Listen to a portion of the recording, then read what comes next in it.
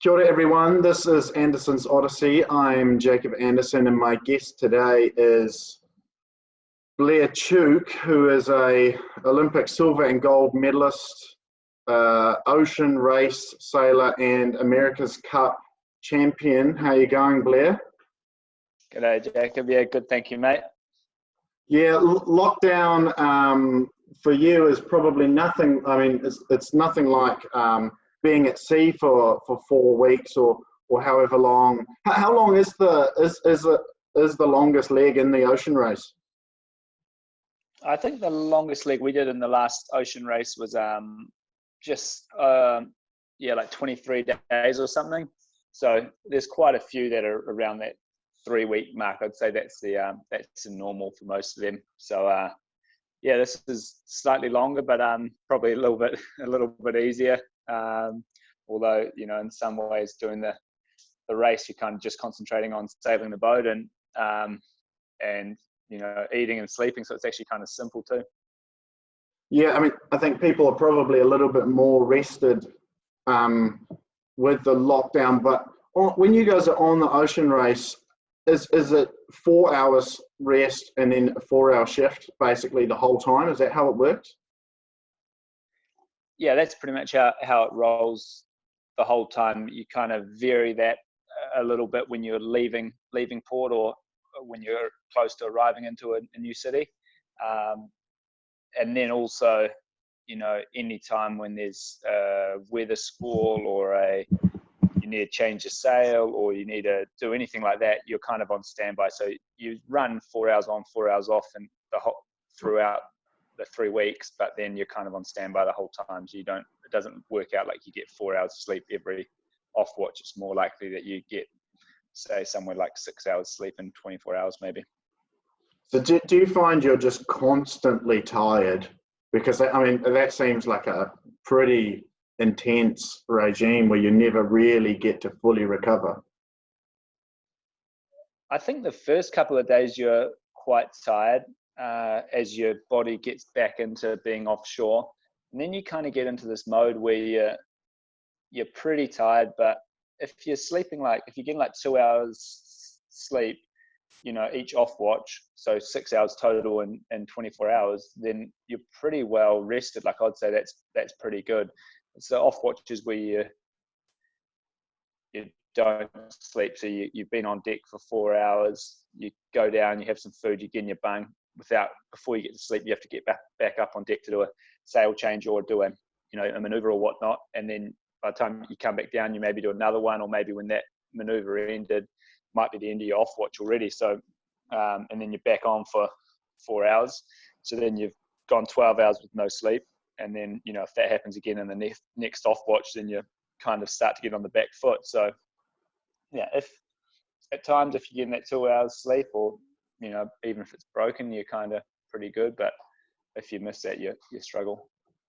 So yeah, when you're really short on sleep or kind of in those pretty challenging conditions, what is there some protocols or processes that you guys have to try and I guess ensure that you reduce the amount of mistakes or any kind of risk that there might be? Yeah, I wouldn't say we have like strict protocols, but you learn the people around you, especially in the lead up to the race, you kind of already spend a bit of time with the crew, but it's not till you really get going that you learn a lot about them.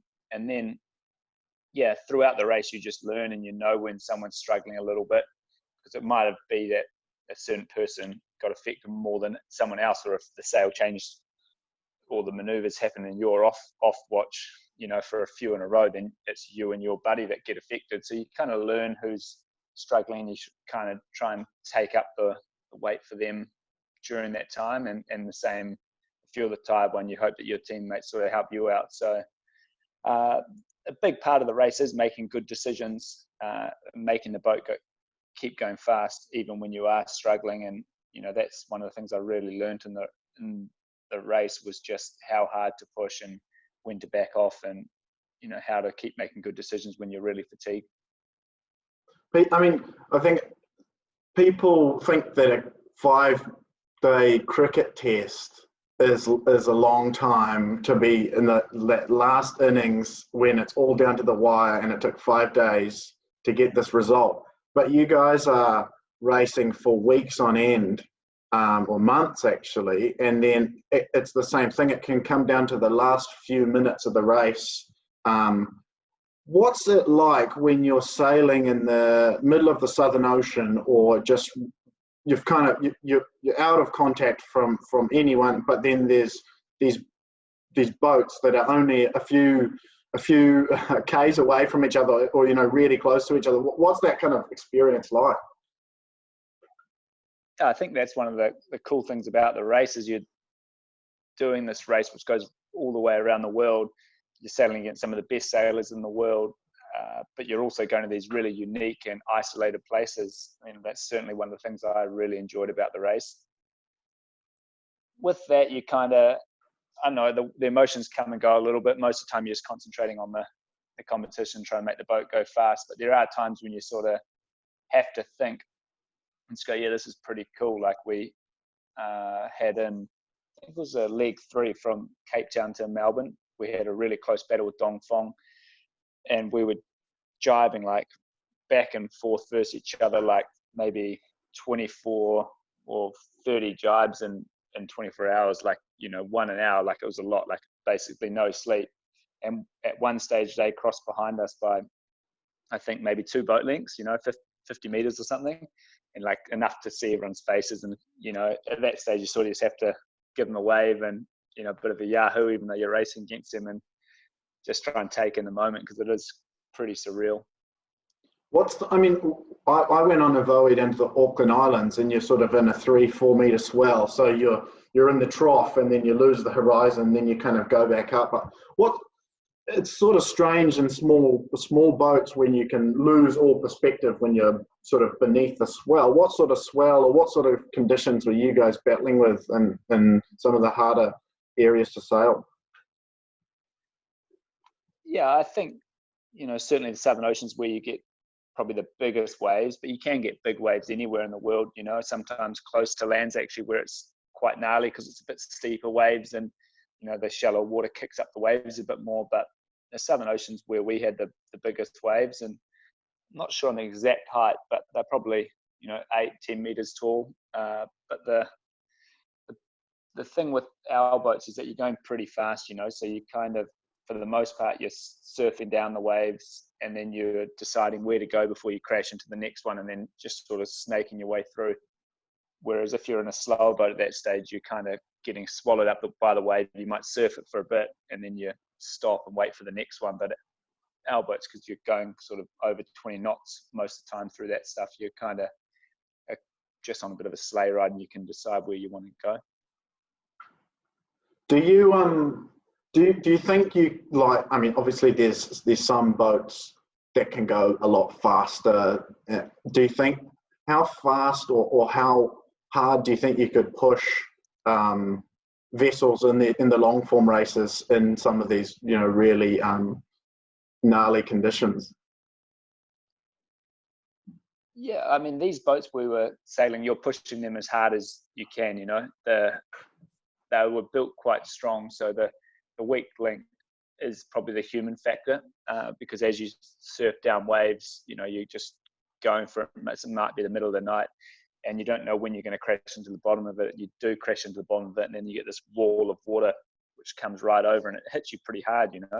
So you might be doing 30 knots at the time, and that water is enough to sort of knock you off your feet. That's part of the reason why you have to be tethered on. So for us in the Southern Ocean, and when we're pushing the boat hard, the human element was what sort of slowed you down, and that would be the first thing to sort of make you back off.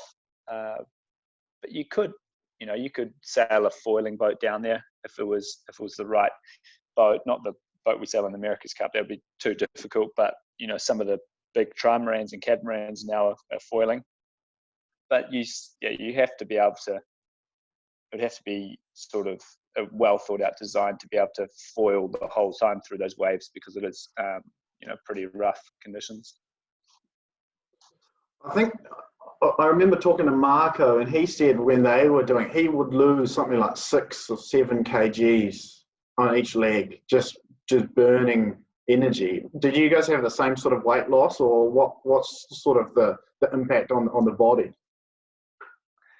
No, I didn't lose too much weight. I'm pretty good at eating though, so a few of us young guys on board the boat would just eat and stay relatively the same, maybe lose a kg or 2 or 3 maybe. A few of the older guys on board our boat definitely lost a bit of weight. They sort of lost the same 6 or maybe even 8 kilos in 3 weeks, so quite a lot, but they wouldn't eat that much, and you're using quite a lot of energy even when you don't think you are, because the boat's jerking around, the motion's quite violent. You end up just sort of tensed up a bit and bracing yourself, which uses quite a lot of energy, so you are burning a lot. So that's why it's important to keep or hydrated, I think, and eating good food, because if you don't do that, then it is harder to make good decisions, I think. I mean, time and rest are all the kind of the key things. So when you're eating, are you guys just doing quick dehy meals or high, protein bars, or what are you guys getting through to try and just keep the energy levels up? Yeah, you're trying to eat as quick as you can, because you're eating and you're off watch when you're trying to get to sleep. So if you sort of muck around and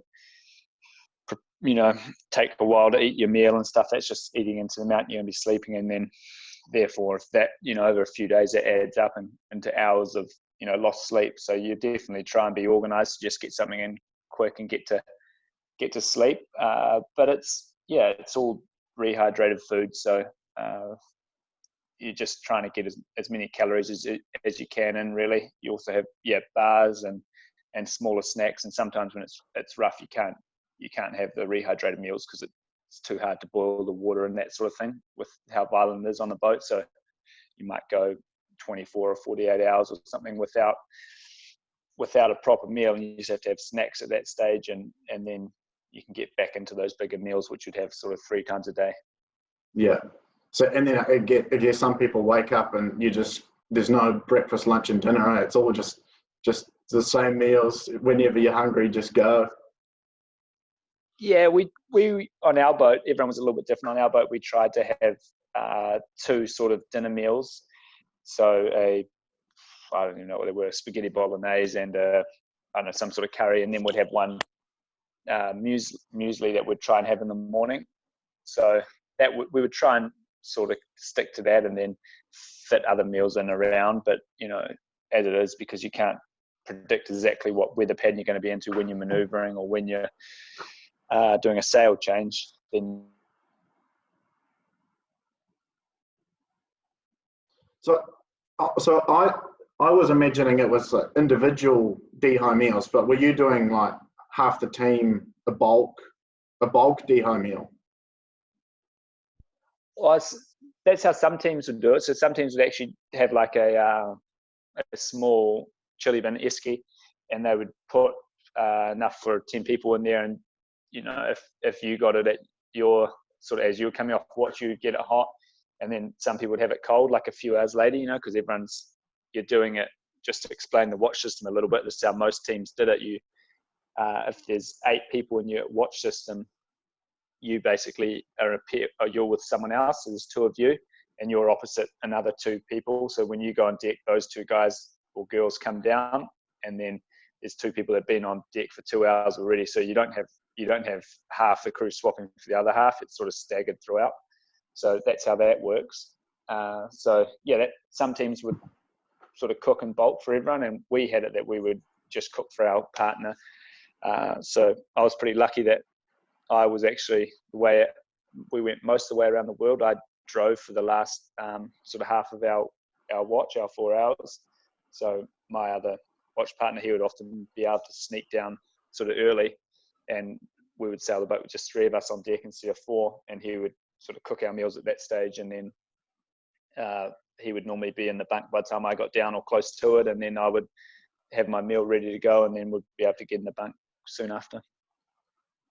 Was there any kind of traditions or sort of funny things that you guys would do, or is it all just kind of just focus on sailing, going fast, and then resting? Yeah, for the most part, that's it, right? Like, it's just make the boat go fast. The navigator and along with a few of us on board, we try and make sure we're going in the right direction and sort of, you know, where the other boats, knowing where the other boats are going and that sort of thing. But yeah, you're out there for a long time. You're doing a pretty cool thing, right? Like, couple of examples, when we went across the equator for the first time, it was my first equator crossing, along with I think three other people on board the boat. And at that stage, you have to pay your tributes to King Neptune for crossing the equator. So I got this sort of strip straight shaved through my head to like a 0 or a number 1 or something, which was pretty filthy look. And sort of you get some old flying fish which had landed on the boat in the last couple of days. They'd sort of stored that up and sort of throw that at you. So it's pretty gross. But that's one thing. And then I guess the other one that comes to mind is when you make it around Cape Horn, which is a pretty special place that we made it around actually in quite bizarre circumstances with ripping the mainsail basically right at Cape Horn. But nevertheless, we still toasted, had some little bit of rum on board, sort of give a little bit to the ocean, and everyone on the crew skulls or sort of have a sip as well. So that was pretty classic. Is Cape Horn, I mean, you hear the stories about how it's one of the hardest places to cross or sail through. Did you guys have any trouble there? I mean, obviously the mainsail broke. Was that because you guys were pushing it a bit too hard, or did something else happen? Or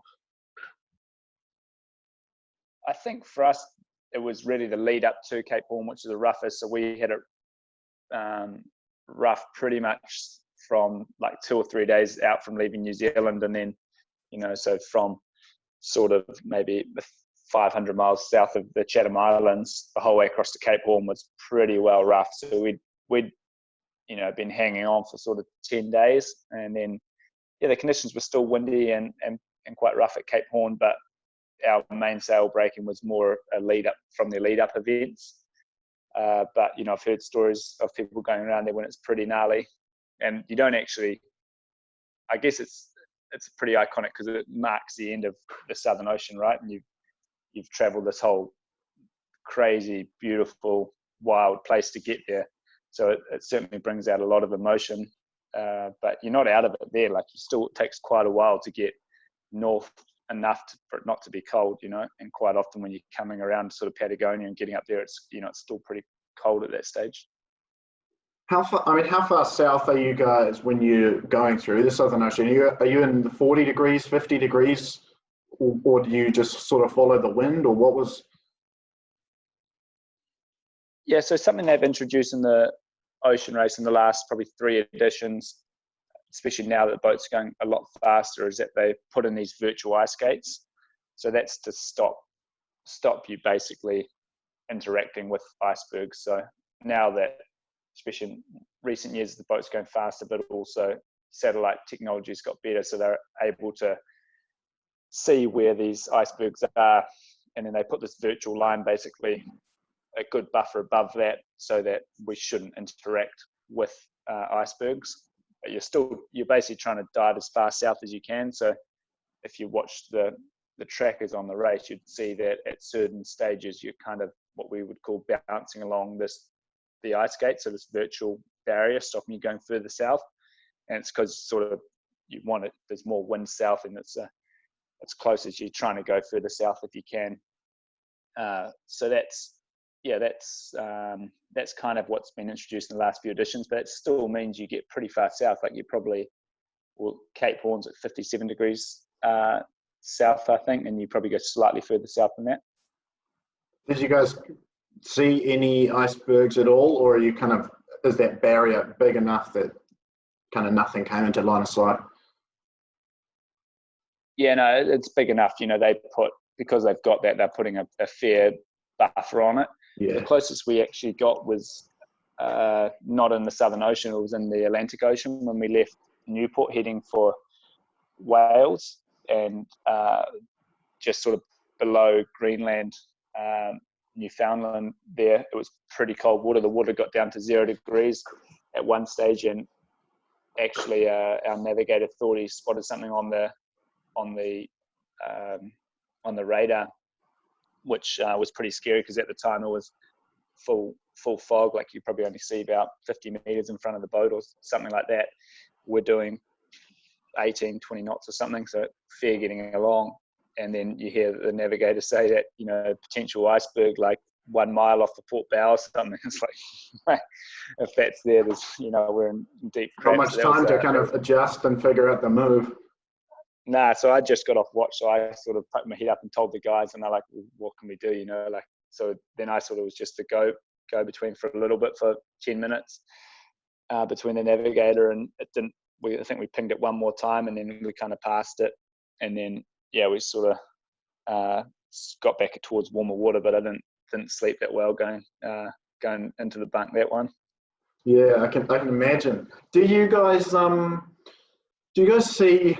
I mean, I know you've talked about seeing albatross and the flying fish, but do you see much other wildlife while you're out there, or is it just kind of you and Big Blue? That was something that's pretty surprising to me. Like, you know, growing up on the northern coast, you go out into the, you know, the coastal waters, what I think was the ocean here. You know, once you get into the blue water, and you see quite a lot of school fish, bird life, big workups. But when you get into the proper ocean, you don't see much of that. You know, it's pretty sparse. Obviously, you're only going through a really small part of it, so you know, you could miss something by half a mile and you probably wouldn't see it. But that was something that surprised me, was the lack of wildlife that you see in the ocean. I think the only exception to that is the Southern Ocean, when you see quite a few birds, obviously albatross, but also a lot of other little birds too, which is, you know, pretty cool, because it's quite a wild place down there. So, you know, they're really your only mates at that stage. Yeah, and I mean, I know that you and Pete have started Live Ocean, which is awesome to see. You guys kind of bringing that sailing part of your life, and now kind of turning some of your attention to some of the issues around ocean health. Have you guys kind of started that because there's a lot of voices out there, but they may not have the same audiences that you guys have, or the same ability to kind of connect with people that you guys have? Is that kind of one of the big driving purposes of Live Ocean? Yeah, I think it is. I mean, we came back from the ocean race and, you know, wanted to do more. It wasn't just what we saw and learned during the race. I think we've had a passion for the ocean since we were pretty young. But I think that was the catalyst, because it sort of kick-started a lot of our conversations and that. And we spent quite a long time, you know, last year and the year before, just figuring out how the best we could help, because we weren't happy with the direction, you know, the oceans were heading. But yeah, I think we also, you know, felt we had a responsibility. We understand that through our sailing, we've sort of got this platform and quite a reach, and with our passion for the ocean and wanting to see it improve, we kind of wanted to bring both those together. And after sort of, you know, working with Sally, who's now the CE at Live Ocean, we kind of, you know, realized that the best way for us to do that was to start our own charity. And that wasn't something we sort of took lightly, because we didn't want to just set up our own charity for the sake of setting up a charity. So that's, you know, that's how Live Ocean was born. Yeah, and one of the first projects that you guys have got behind is the Antipodean albatross. Do you want to tell us a little bit about that project and why you guys kind of picked that one? Yeah, so we just sort of formed Live Ocean, and we're looking for the first project to get behind, and this one was put in front of us. And, you know, I think pretty quickly it resonated really well with us, because we'd just done the race, and we'd seen albatross, and, you know, I think they've not only special to us, but anyone that spends time in these really unique places. You know, a lot of people, although the albatross, or the Antipodean albatross, in New Zealand birds, a lot of people will never see them, because you know, their homes are almost 1,000 kilometers southeast of New Zealand, and then they voyage, go off on these massive voyages. So I think we felt pretty sort of drawn to them, and felt like we had a real connection. And I think what we also saw was that, which appealed to us, was they were declining at a rapid rate, and unless there's already a lot of work, but unless more was to be done, then they're going to be extinct. So, and also the project that we were getting behind by funding these satellite trackers is like a pure science-based project. It's using technology, just putting these trackers on the birds, seeing where they're going, seeing whether they're potentially getting into strife with fishing fleets, and then doing something from there. So I think that appealed to us too. Yeah, I think that's one of the really critical things when we think about the ocean is, even if we do have these small protected areas, a lot of be the fish or the birds or whatever the animal is, that their range is so much further than that. And so having a good understanding of where they're going is really critical. What do you guys have other kind of projects or other things that you can talk about yet, or is it all still, are you still trying to figure out a few of the next steps? Yeah, we're pretty close to launching the next project we're going to get behind. But yeah, we're still figuring out exactly what those are. And I think, it's been really encouraging to see the support of, the public behind the Antipi and the Albatross, but it's also confirmed to us, I think, that, if, we sort of talk about things and amplify them, which is one of Live Ocean's main sort of goals, that it can get a bit of traction. So I think that's been really good to see. I think we're sort of looking at another project with the right whales down in the sub ants. It'll be a good one to get behind. So that's that's probably next on our list. But we're looking at things all over New Zealand, and to make up a healthy ocean, it needs to all work together. So that's something we've been pretty big on from the start, that it's not just one thing, or that you're going to have to fix, because if anything sort of misses in that chain, then it doesn't work out how it should do. So the project's going to be science-based, science sort of led. I think it's the only way to do it, is to follow science. It's it's really, the ocean's so massive, if you try and do it from any other way but science, you sort of be struggling, So that's kind of where we're at. Yeah, awesome. I think that's a great way to end, and I think what you guys are doing, trying to amplify some of these messages, is great. To take that initiative beyond your professional field. So thanks so much for chatting today, Blair. No worries. I'll just add to that. Yeah, that's one thing I will say, is there is a lot of good work going on in the ocean space in New Zealand, and that's what we identified when we first came into the space. There's people in all different sort of avenues pushing good messages, doing great work, and that's got to happen, and hopefully we can just amplify and can really accelerate some of these projects. So thanks. Yeah, I think that's how we amplify, and then how we can kind of bring all the different groups together to kind of work collectively to get some positive outcomes. So awesome. Thanks, man. Nice. Thanks for having me, dude. Good to catch up. Yeah, for sure. Thanks, everyone. Go well.